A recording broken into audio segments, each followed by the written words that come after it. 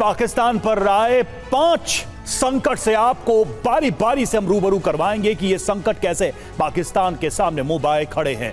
देखिए, मुरीद केस से लेकर लाहौर तक टीएलपी के आक्रोश से मुल्क में गृह युद्ध जैसे हालात हैं।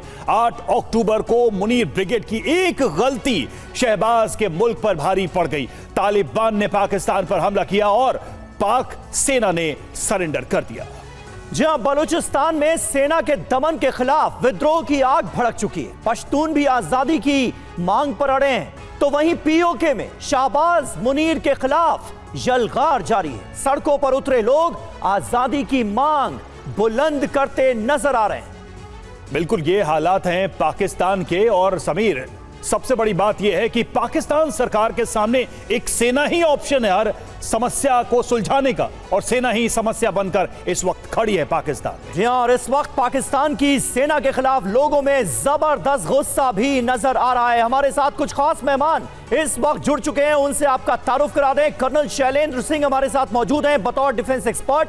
हमारे साथ हैं स्क्वाड्रन लीडर अक्षय चोपड़ा, पूर्व एयरफोर्स के ऑफिसर। सुशील कुमार सिंघल जी भी हमें ज्वाइन कर चुके हैं, पूर्व राजदूत हैं। और सरहद पार से पाकिस्तान से इरशाद अहमद खान साहब, पीएमएलएन के वरिष्ठ नेता, रूलिंग पार्टी को रिप्रेजेंट कर रहे हैं, इस्लामाबाद से हमारे साथ लाइव जुड़ चुके हैं। आप सभी का बहुत बहुत स्वागत है। इन सब से हम बात करें, लेकिन उससे पहले एक बड़ी खबर आपको बता दें। पाकिस्तान में आज भी टीएलपी का प्रदर्शन जारी है। सरकार और सेना के खिलाफ सड़कों पर उतरे हुए हैं लोग। गद्दाफी स्टेडियम के बाहर पथराव हो गया है, हिंसा हुई है जमकर। टीएलपी कार्यकर्ताओं ने यहां पर पथराव किया। तस्वीरें इस वक्त हालात की गवाही दे रही हैं। अब तक 200 कार्यकर्ताओं और नेताओं की मौत की खबर सामने आई।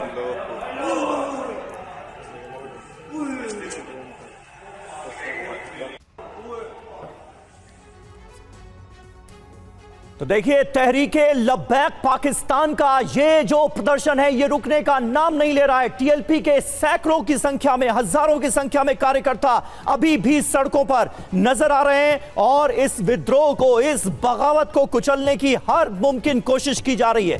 पाकिस्तान की फौज अपने ही नागरिकों पर गोली चलाने से भी परहेज नहीं कर रही है। गृह युद्ध जैसे हालात साफ तौर पर नजर आ रहे हैं।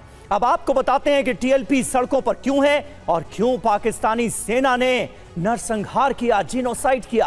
पाकिस्तान में गृह युद्ध 5 वजह समझिए। पहला, गाजा युद्ध विराम पर सरकार का दोहरा रुख।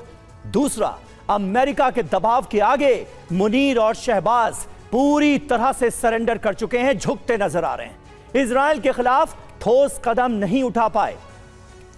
और देखिए, फिलिस्तीन के मुद्दे पर धोखा और गद्दारी के आरोप हैं।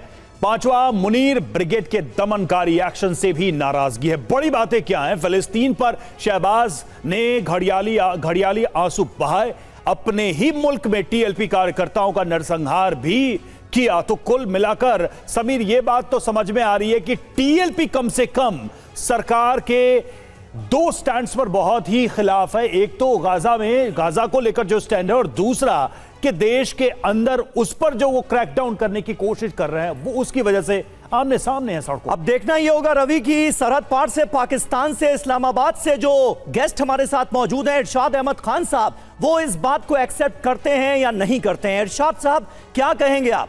टीएलपी के कार्यकर्ता ये वो वर्कर्स हैं जो कि पाकिस्तानी नागरिक हैं, पाकिस्तान के ही सिटीजन हैं, और उन पर आपकी सेना सरेआम गोलियां दाग रही है। भारी संख्या में उनकी जानें जा रही हैं। सिविल वॉर जैसे हालात नजर आ रहे हैं। ये स्थिति क्यों पैदा हुई?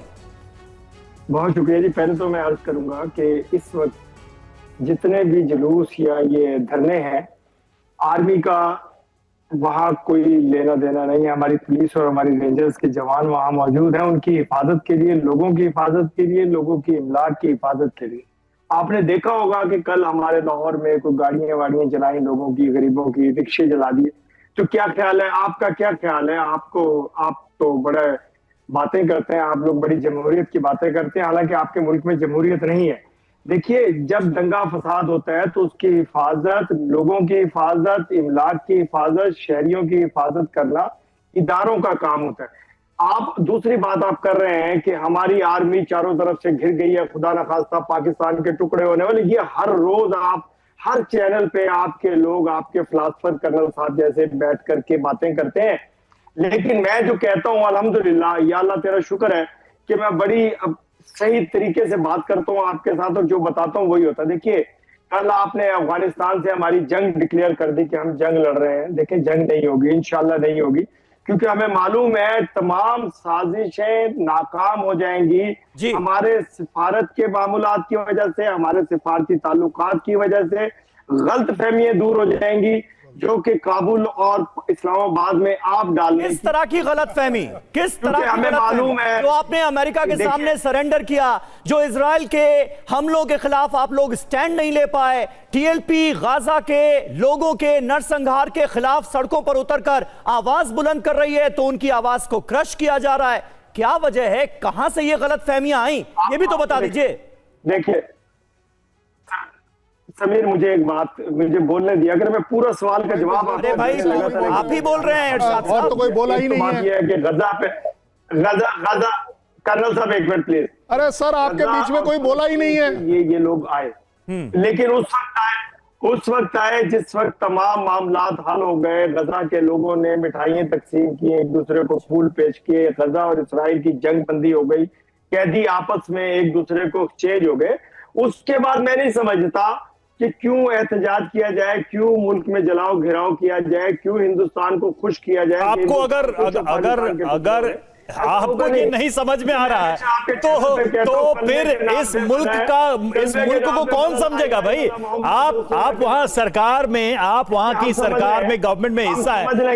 कर्नल शैलेंद्र इरशाद साहब ने कहा हमें तो नहीं समझ में आ रहा है कि ये लोग सड़कों पे क्यों। अभी आपने सुना, उनको नहीं समझ में आ रहा, उनको समझाएंगे कि भाई क्या मामला है। जय हिंद, नमस्कार इरशाद साहब, अगर और कुछ बोलना है मैं 10 सेकंड सेक्रीफाइस करता हूं और बोल लीजिए।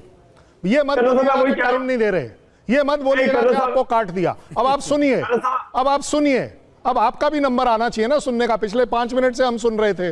ज्यादा बड़ी बात आपने कहा कि मैं अब आपके तरफ से कहता हूं, एक्चुअली पाकिस्तान में कोई प्रॉब्लम हो ही नहीं रही है। लब्बैक पार्टी तो है ही नहीं, वहां पर कोई प्रोटेस्ट चल ही नहीं रहा। अरे भाई, आपके और अफगानिस्तान के बीच में तो गले मिलने वाली बात चल रही है।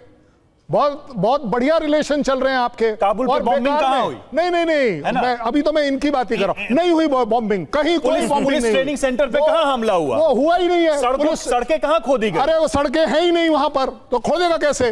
गोलियां किसको चली? अरे गोलियां भी तो नहीं है आजकल इनके पास। कौन लीडर है, उनको खून बरसाएं क्या? ज्यादा बड़ी बात यह है इरशाद साहब, वो कतार जो है वो आपके बीच में मध्यस्थता कराने की बात कर रहा है, वो बेवकूफ है ना? आप यही बोलेंगे। टर्की जो है वो भी बेवकूफ है, वो भी यही बता रहा है। आज की तारीख में तो आपका जो सबसे चहेता है ट्रंप तक ने बोल दिया कि आपके बीच में कुछ चल रहा है, और आप बोल रहे हैं यहां कुछ हो ही नहीं रहा।